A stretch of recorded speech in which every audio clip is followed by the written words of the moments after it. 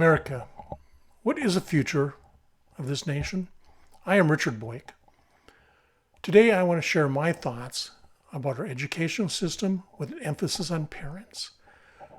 Whether your children are in K through 12 or college, do you know what they are being taught? If they are in college, what is their education costing you? Over the past 2 years, the COVID-19 lockdowns and mandates by state and federal governments, along with push by big teacher unions to close schools, was done to create fear and increase government power and authority over the American citizens.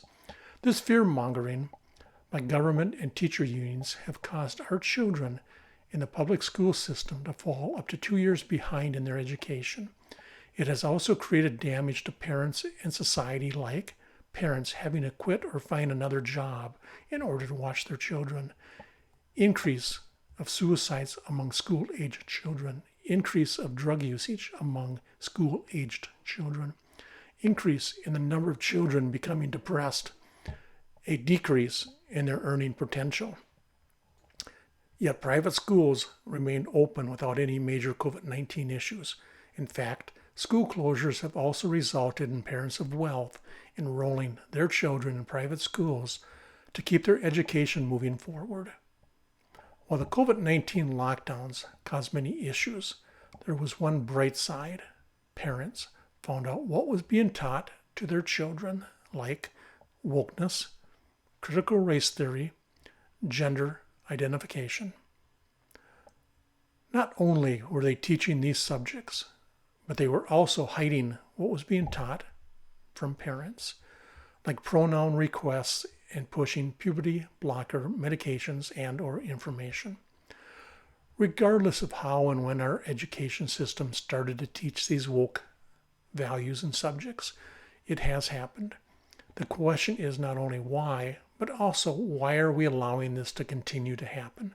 Some of the woke goals are to make our children feel guilty because of who they are, to teach our children that parents don't need to know, that elementary school kids can make decisions about their own sex identity, to hate others, to hate themselves, to hate this country, to convince our children they are oppressed, to convince our children they are being persecuted because of their gender or color, to break up the family unit, to tear down religious values, to take rights away from parents.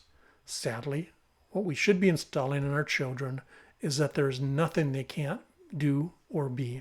Schools and parents should be teaching children what it takes to be successful in life, including the following: honesty, hard work, dependability, self-motivation, humbleness, self-confidence, respect for others, the value of others, and consequences. These are the traits and values that will make their dreams come true. Our educational system has also been politicized. The Biden administration has a new interpretation of Title IX.